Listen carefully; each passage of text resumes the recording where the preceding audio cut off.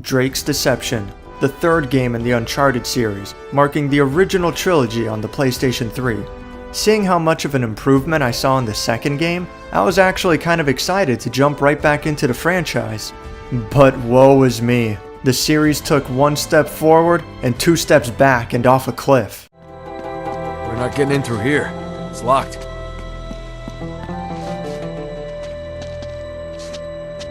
No! No! I guess Naughty Dog hit their stride with Among Thieves, and they weren't quite able to recapture that same magic. Before anything else, let's get something out of the way. Can I still shoot through walls? Awesome. Thank you so much. I don't know why I care so much. It's obvious that the designers and the developers don't care. Alright, anyway.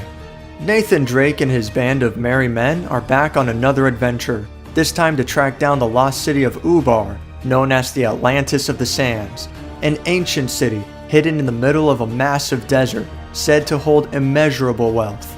All of the key players are back: Sullivan, Elena, Chloe, and newcomer Charlie Cutter, a happy-go-lucky guy who plays off of Nathan's wisecracks with a sharp wit. What happened to you two?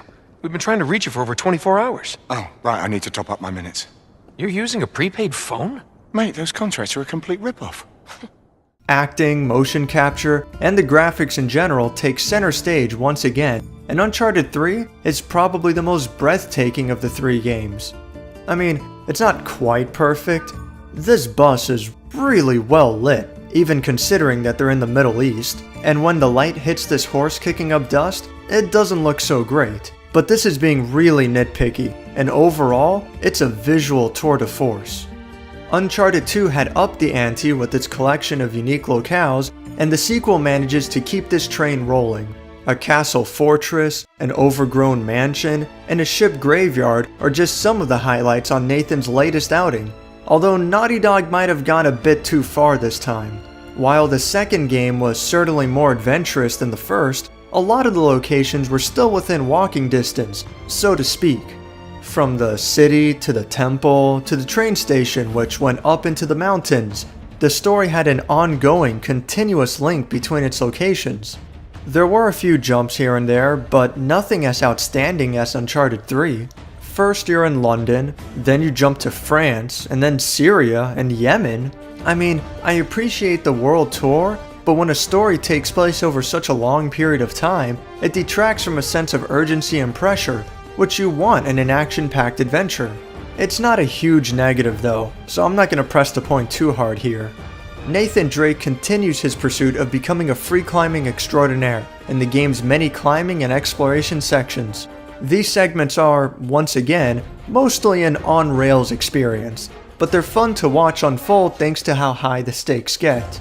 There's even a greater emphasis on mixing climbing and combat together than there was in Among Thieves, and it helps keep the action exciting and unpredictable, even if it all is mostly automatic. Puzzles are back, and in a big way. The solutions aren't nearly as obvious this time around, but they are hardly obtuse either.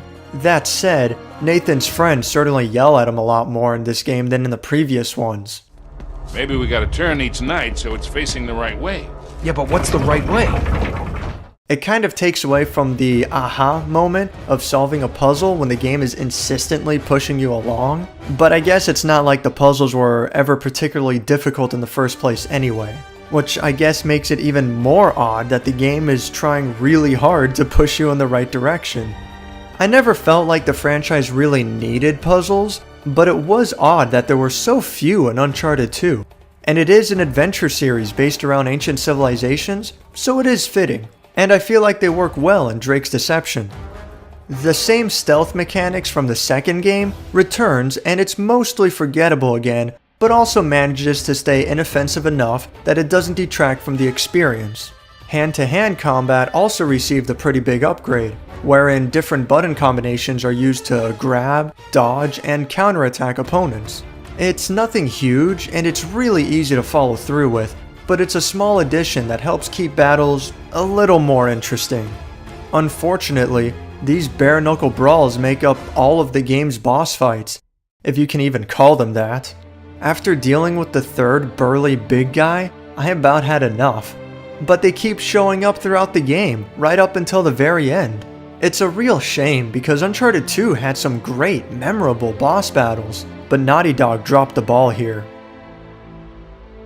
A new addition to combat that I really love is the ability to throw back grenades.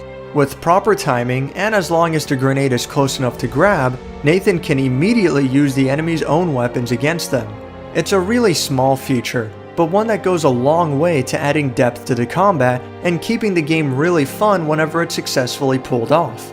Too bad it's not enough to save the game as a whole. And with that being said, it's on to the negatives, and Drake's deception is full of them. The crosshair has, once again, been reworked into this thing. What am I looking at exactly? The fact that the crosshair is over-designed is bad enough, but it also covers up the enemies in the distance. This is an extremely unique issue. I'm not sure if I've ever played a game where the crosshair actually obscures the target, which is kind of the complete opposite of what it's supposed to do.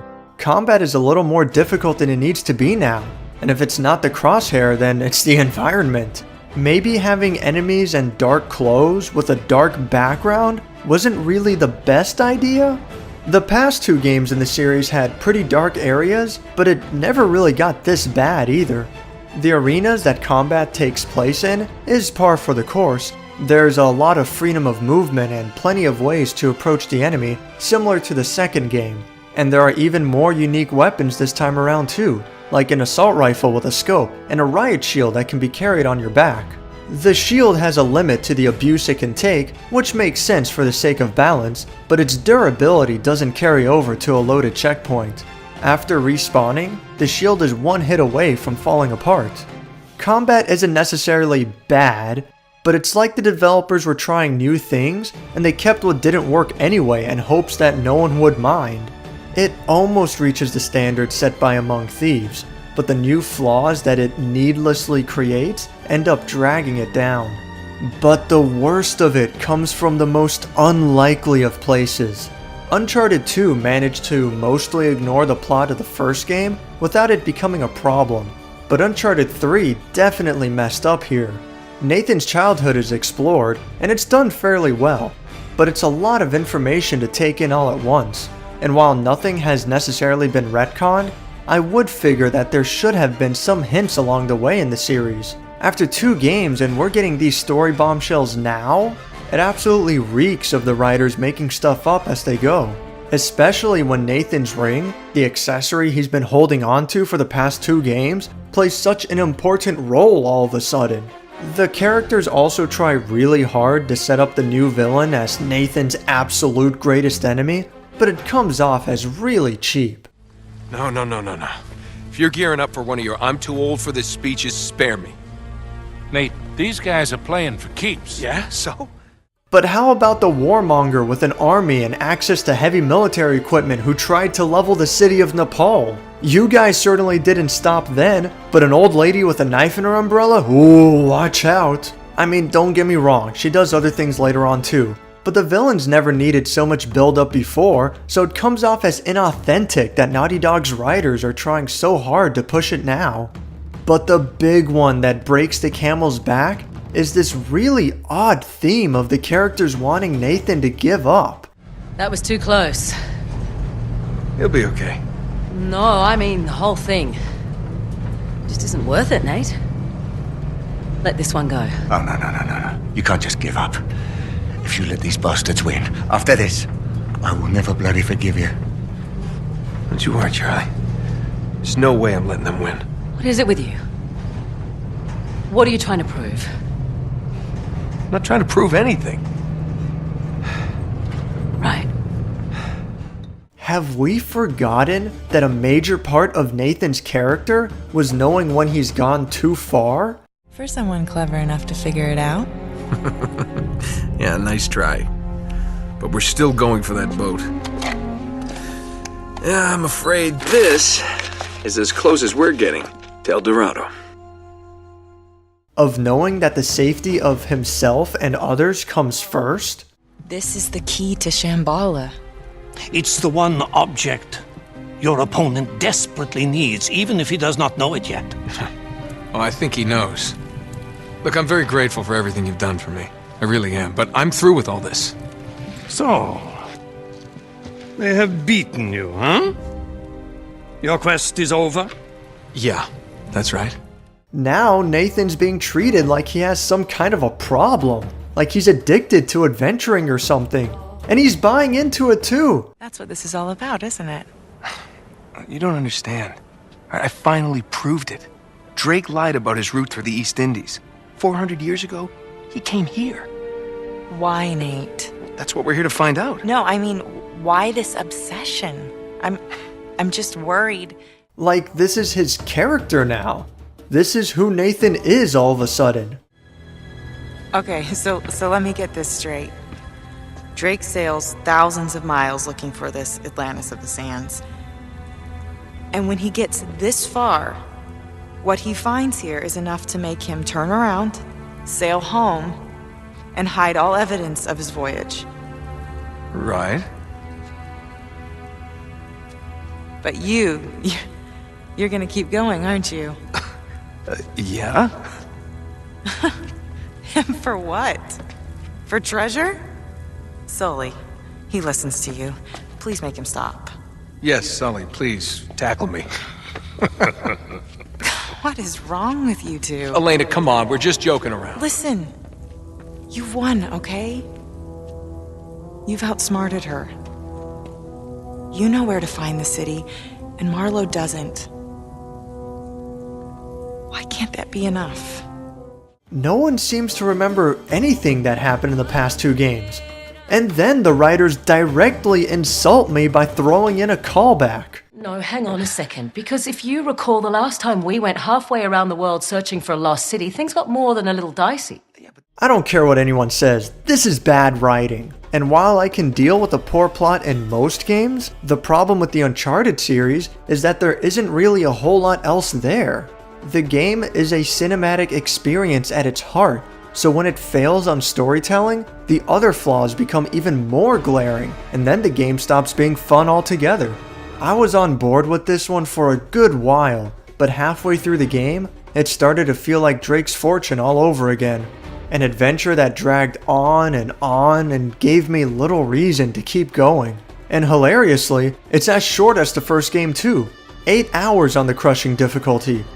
Out of the 3 games, only Among Thieves is really worth playing, and only at a cheap price. The rest of the series is mediocre at best.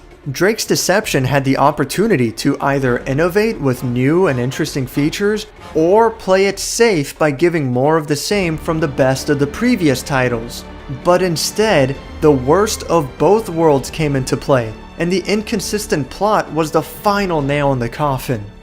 It's an unfortunate way to close out the original trilogy, but at the same time, I just feel relieved that I'm finally done with it. And I have absolutely no interest in pursuing this franchise any further.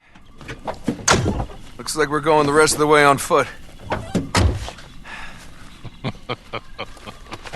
What? Leave it to you to find a friggin' jungle in the middle of France. Thank you for watching my review of Uncharted 3: Drake's Deception. If you enjoyed this video, click the like button, and if you'd like to see more, subscribe. Not too far? With you, I never know if that means a quarter mile or 20. Like that time you got us lost in Peru?